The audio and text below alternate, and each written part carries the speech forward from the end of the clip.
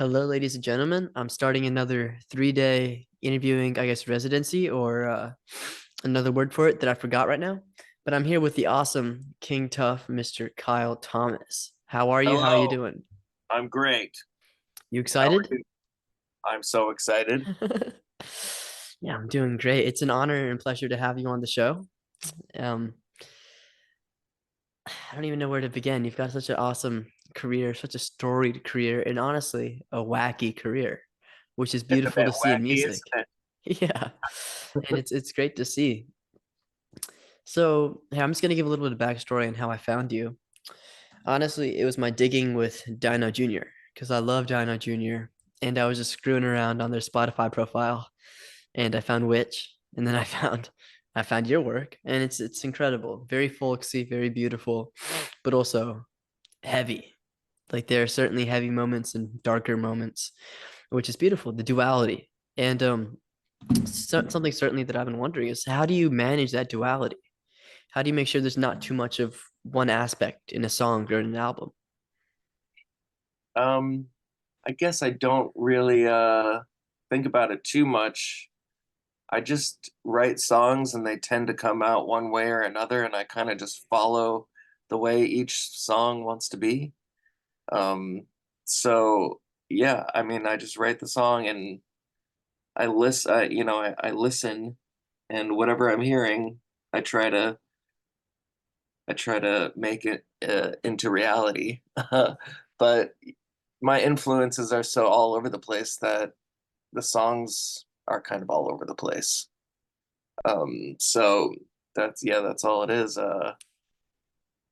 It's and usually when I write one kind of song or one kind of album, I immediately want to do the opposite of it right after that. So maybe I have ADD or something like that. I mean, and if anything, that's a good thing, keeping us on our edge with, one day you're gonna make a all acoustic album and the next day like a doom album. Like it's Yeah. great, it's beautiful. I just think, you gotta follow what excites you, and you just gotta make the things that you want to hear. And so I guess how do you find what excites you? Like how does the song find its way into your ear and then letting you know what it wants? Is that kind of like an environment thing? Like I'm looking out into nature and I see this tree and I'm like, I want to make a song or Yeah, I mean, I try to have my antennas up all the time, but you can't force it. And even if, I've certainly like gone to great lengths to write songs. I've gone out to the cabin in the woods, but there's not always songs out there. It's just kind of random. Um, but I mean, you certainly can force it, but there's something always a little more magic when it just comes naturally. Uh, but yeah, I don't. Uh, they just come, and sometimes it takes. Sometimes they don't come for years, and then they'll come in a flood. It's Kind of an nice to see the insight. unexplainable thing. That's what I love about music. It's so mysterious and truly magical to me. And that's a great way to describe your music in particular, Truly magical is a great, maybe that should be your genre, truly magical. We'll put that in the record stores. I think I would prefer that than to most of the genres I get put under. Yeah, the genre thing is so crazy, Like putting my gripe is like with post-punk or jazz. Like you're gonna have like the weirdest band from UK and then some, South African band and they're put together. Like genres are dumb, in my opinion. And And I don't think any artist really relates to the genre that they're put into. But it can be a way to find a way into an artist. I don't know. I guess they're sometimes necessary to just give people some sort of guidance, but I don't know. I try not to care too much. If you want to call me garage rock, that's fine. But I you know, I don't really relate to that, but that I like garages though. I like garage sales. I like the smell of a garage. Oh yeah, for sure. Some Uh, alder. I like to imagine myself in a garage, um, with like a workbench and like a ham radio. But I don't really listen to garage rock per se. That's interesting. And Yeah. so, are you a woodworker? I just know you seem like a woodworker to me, like a carver. I would freaking love to work some wood. No, I I I would it's one of those things that it seems really amazing to do, and I've always wanted to, but I do not. I'm a painter, more of a painter. Oh, Yeah. cool. And here, I'll give you some insight into woodworking then. You got to cut yourself a bunch of times. That's how Yeah. I got into it. It's just like it's a pain in the ass.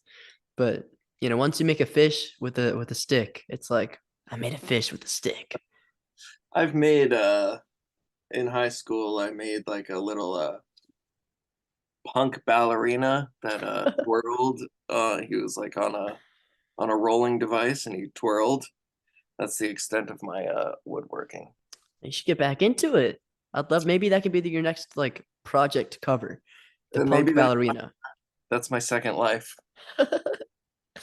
And speaking of your next project, I mean, I see a bunch of awesome recording gear behind you. Oh Are you yeah. already starting to work on some new stuff, or? Oh, I'm always working on it. Um, yeah, I've got a couple things in the can, as they say. I also work on other people's records, but yeah. I mean, none of this stuff works in here. It's all decoration mostly. Even the synths, like those look amazing back there. Like just to screw around with that, it's like a dream. Um, yeah, I mean, everything works at some point or another, but nothing ever works all at the same time.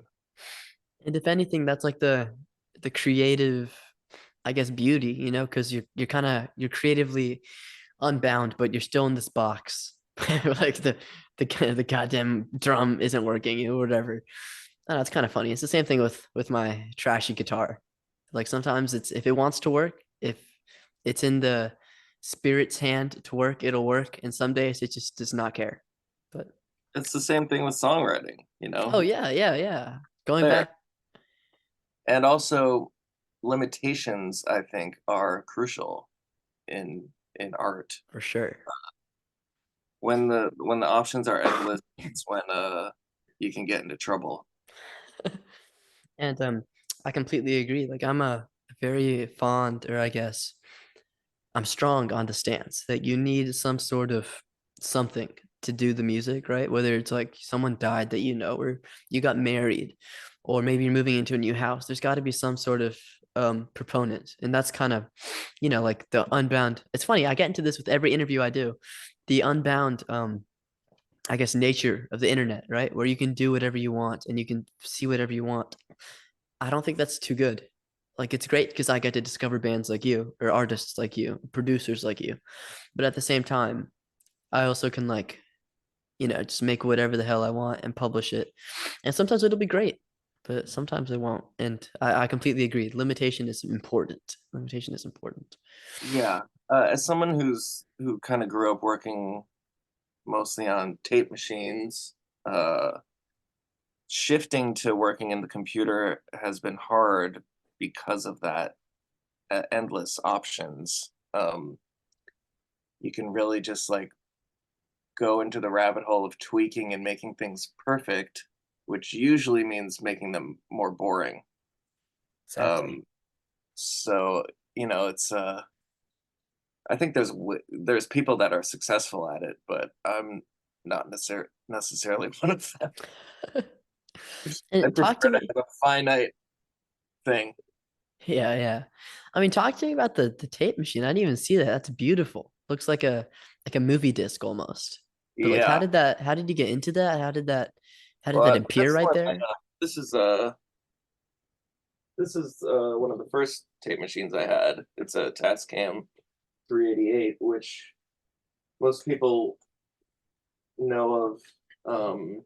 a lot of artists, that are my contemporaries have used these, like Ty Segall, and I think Dwyer probably has had one at some point. A lot of those guys worked on these, um, and it's just a classic machine because it's just all in one. The mixing board and the tape machine are together, and it's just real. It's all you need, really. Um, and so I made like my first records on that, and I just recently got it fixed, so I'm going back to that. Heck yeah. Yeah. And I really love like the organicism of the tape, like the screw ups and like the weird cackling noises and whatever. Gotta Is have cackling. I that mean, bad? you need cackling. It's not rock and roll if there's not cackling. Yeah. Um, yeah, for me, it's just you put a sound into it and then it comes back sounding cooler than what you put in. Whereas in the computer, it comes back sounding exactly as you put it in. So you kind of have it to get it cool on the way in, which doesn't always happen. So half the time in the computer, you're like trying to add plugins to make it sound cooler, whereas it's just kind of instantaneous with the tape. So cool to hear. And that's kind of why I love to listen to the shoddy recordings of like Coltrane or Mingus, like these jazz legends playing in random European countries, because it sounds at some point it sounds terrible. Like it's barely listenable, but it gets better and better, and then you realize the organicism of it, which brings me to my next question, which is like, how important is organicism to you as an artist? Um, like what specifically do you mean by that? I mean, Like I guess like how important is it that you have the ability to not be perfect. I think that's really important. I think the magic is often in the imperfections.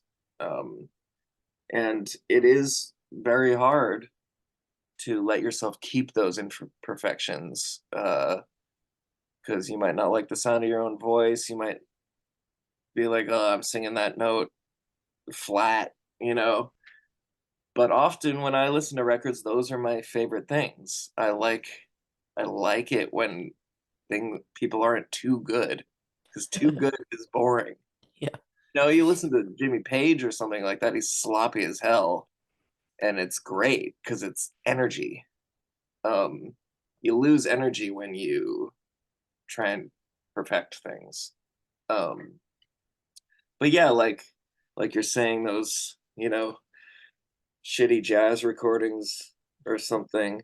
I often liken it to like high def TV or something where you're like you see it and you're like, I don't actually want to see every pore on everyone's face.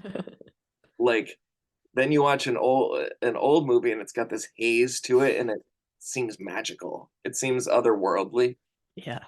Um, whereas when everything's too clear, crystal clear, it's kind of ugly. Yeah. And in that sense, like I think a lot of people would say that music and art is to get away from life, is to go to this otherworldly place. So why are we making it the exact same as real life? I don't know. It's like why I love film. Like we recently saw a film movie, like completely taped on or recorded on film, and it's awesome. Like you'll see a black spot here or a black spot there. It's just so cool. Like I love it, and I'm glad to see the artists like you are, still honing in on that and using it for its full potential. Yeah, yeah, and yeah, like film versus digital, tape versus digital. It's the same problems. Yeah. The main problem with tape is just trying to get the damn machines to work, which is a nightmare in itself. Yeah, that's the thing I always hear is, the machine won't work, the machine won't work. But again, limitations. Maybe you're gonna write a song about that. The tape machine isn't working. Let's write a song about that. And then Yes, you got art. yeah, and then I'll never record it because it doesn't work. Just sits there. It's like a little gem. Yeah. How did you like meet whatchamacallit? Jay Mascis? Well, we're from generally the same area.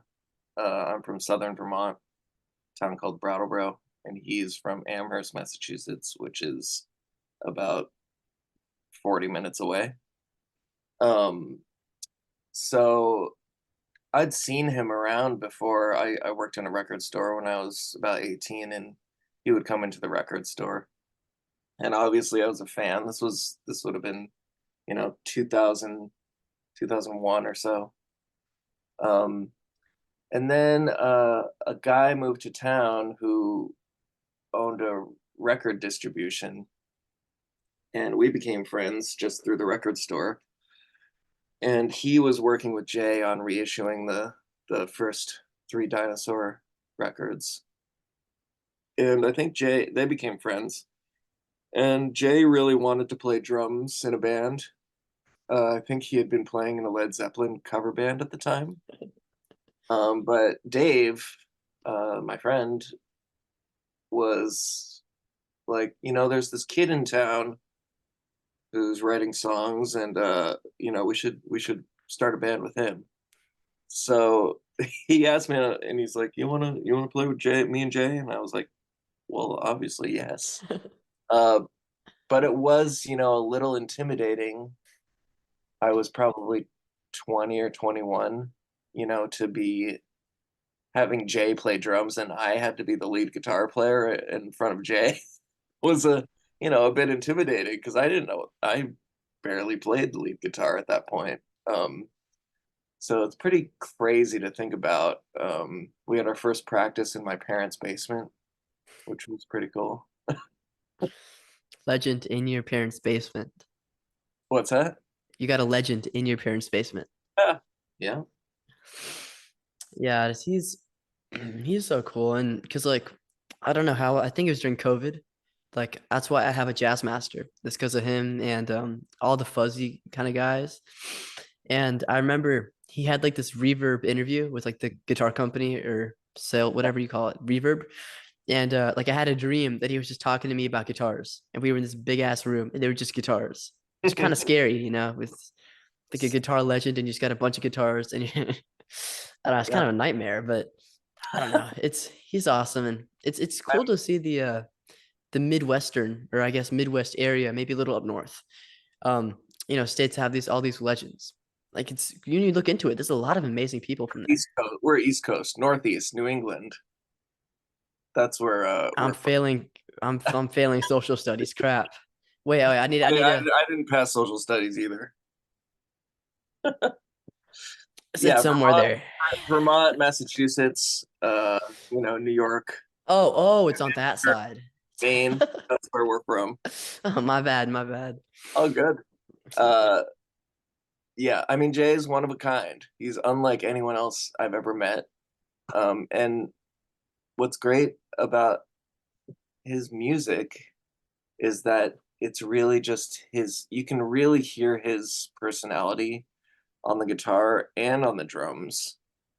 With drums especially, I mean, are hard to have your own personality on. Like he really has a sound on the drums where I can immediately hear it when I hear something he's played on, which is like pretty cool and rare as far when it comes to the drums. But yeah, just I think that's what music's all about is just really showing your personality.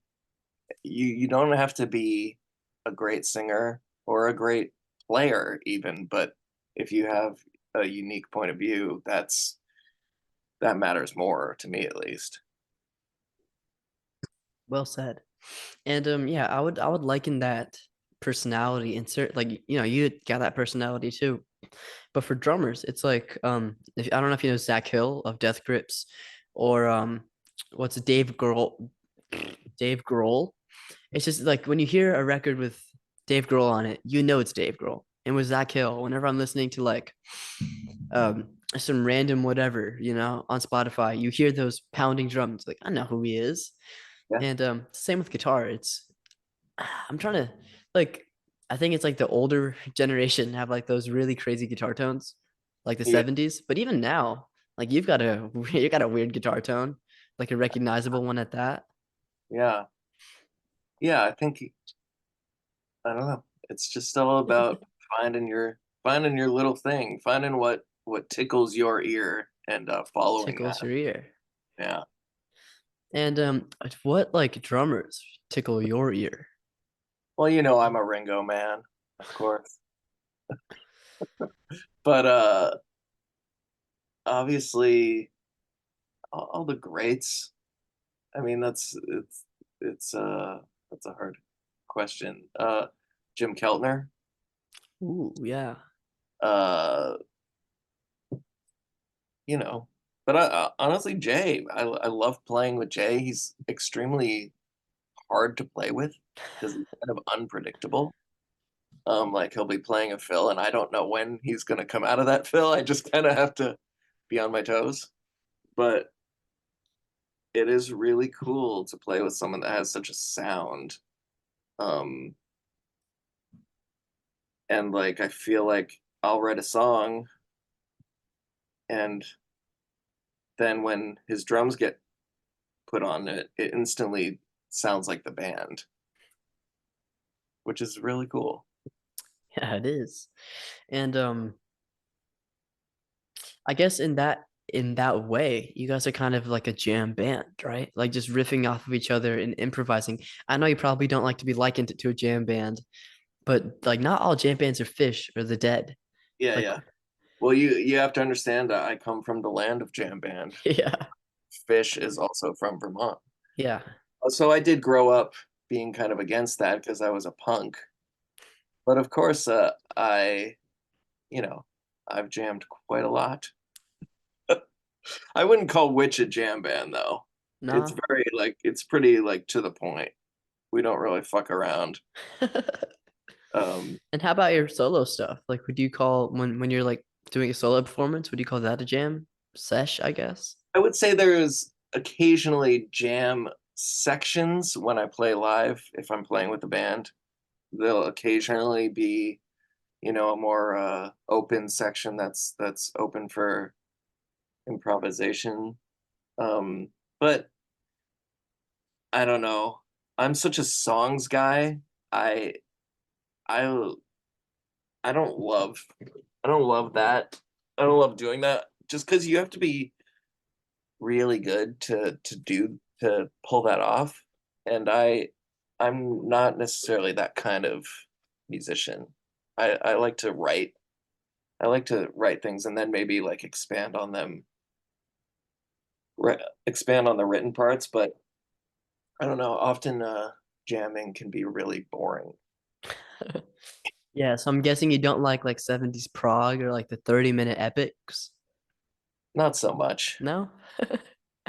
Well, I mean it's yeah, I have one of the a couple of weird long records over there, but personally for my taste, it's like I can't stand Fish.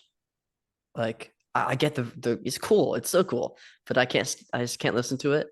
But I love to like sit for 30 minutes and people call me crazy. Like my friends will like yell at me about this, but like I love to just sit and listen to like a full long ass song like something like from Genesis or Pink Floyd. I'm wearing the thing right now, but like it's like a super long ass song or like Dope Smoker. Dope Sure. Smokers are great.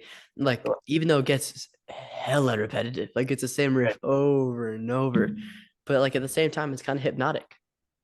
Yeah, I mean, obviously there's a lot of stuff like that I love. Um, Prague stuff is like a little too much for me. It's like too many notes, too many parts. I like it if it was. I like the more simple, repetitive, hypnotic stuff. Um, I guess it's kind of jam stuff that I would listen to more would be like more experimental, less like Oh rock yeah. jamming, but more like experimental music. What would you call that? Like, would that Uh, be Ty Segall?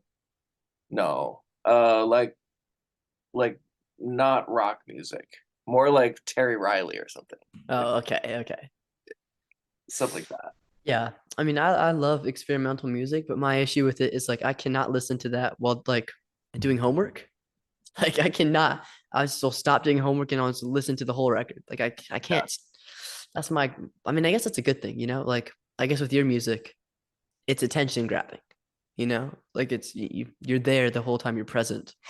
But sometimes I can be not so good because I'm just like, I'm trying to finish up this math stuff and I'm just like constantly, okay, well, ooh, look at this lick, ooh, look at that.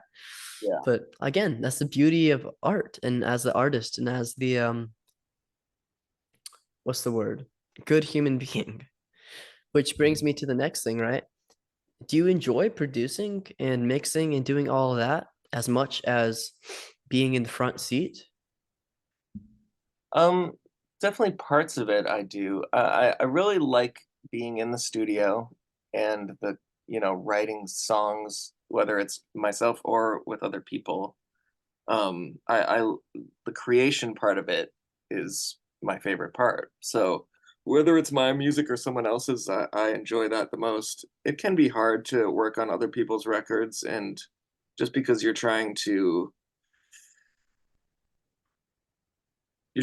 they have a thing in their head that they're trying to get out, and you're trying to help them, shepherd that along. But it can be hard uh, getting it right when you don't know what's going on in their head.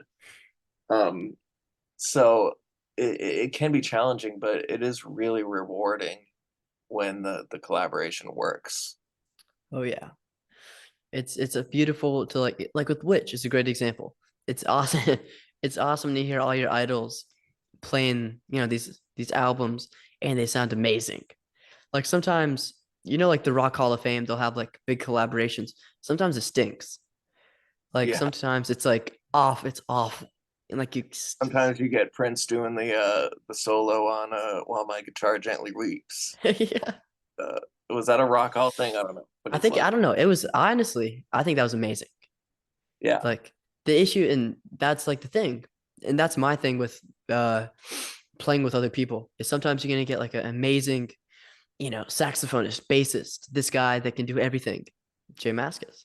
Sometimes you're gonna have he who shall not be named, who like can't really, get with it. Which I mean, it's not their fault, but it's just the way it is. And I guess I know we keep going back to the limitations, but sometimes if you're not right, you're not right and it pushes music in a different direction which can be better for the music as a whole, which is it's interesting, like the music, I guess you can, like all the weird people on social media who will like talk about their sourdough starters.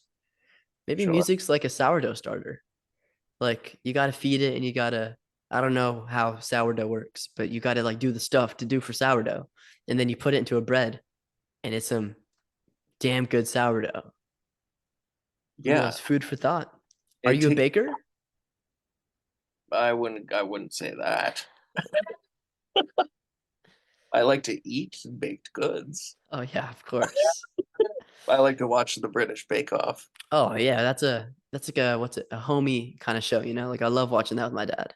Some, Oh, that's the word exactly, wholesome. And the British voices are so fun. sure. Um, but sorry, I lost my train of No, thought. all good. Um, I think when it comes to collaboration, you just have to find people that whose tastes are in line with you. It's all about taste.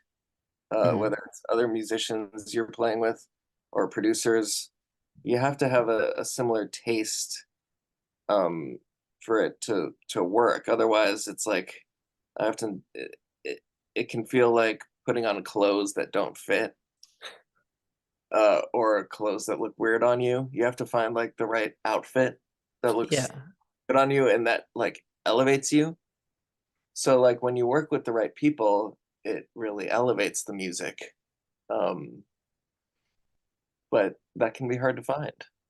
It takes a while to find those people sometimes. Yeah, I've seen.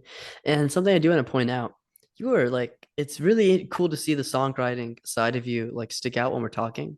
I don't know. It's like you're so good with metaphors and similes. I have to point this out. Like every single like different section of the convo we have, it's like you got this different word for it or phrase for it, which is again incredible to see because again, it's like the songwriting process. You know, like you're getting all these weird words and stuff, but just wanted to point that out. That's super cool. Yeah, well, it's just really all that I think about, and I've been thinking about it for over, 25 years. So I guess I've got some feelings about it. So I guess like what do you aspire to do with like I know you're not even close to the end of your artistic career, but now you're kind of in that area where it's like you're either gonna David Byrne it and go and do like the wackiest shit ever conceived, which is super cool, or are you gonna continue in your way, or maybe are you gonna? I would hope not, and I don't think you have plans to sell out. I would hope you don't sell out, but not even gonna bring that up. But so Yeah. what? I mean, what do you want to do with the next couple of decades? I guess, the when I think about the kind of artist I want to be when I'm older, um, you know, when I think about what's sustainable, um, and people that are my heroes, that I see them and I'm like, that I could see myself being like that kind of person. I think about bands like Dead Moon, Jonathan Richman, Michael Hurley, where they're not huge artists, but they've just consistently done their own thing and done it their own way and are still doing it. Not Dead Moon, but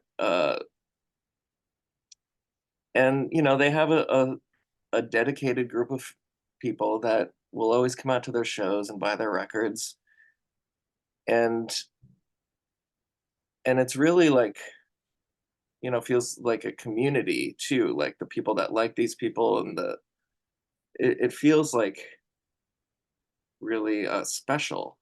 So that's kind of like where I see myself. It's like I'm not playing stadium shows. I'm like, when I'm like being realistic, I'm like I could be like that, where I'm like, just stay on my path, make my music, find my people that will follow me on the journey, and we'll go on the journey together, and hopefully we'll do it for many years. Awesome. And you already have a super dedicated following, but it's I'm glad to hear that you're not going to be playing stadium shows anytime soon, which I mean, if they offer me one, I'll do well, I mean, it. if you do it, make sure to But stop by they're not Atlanta. knocking on my door.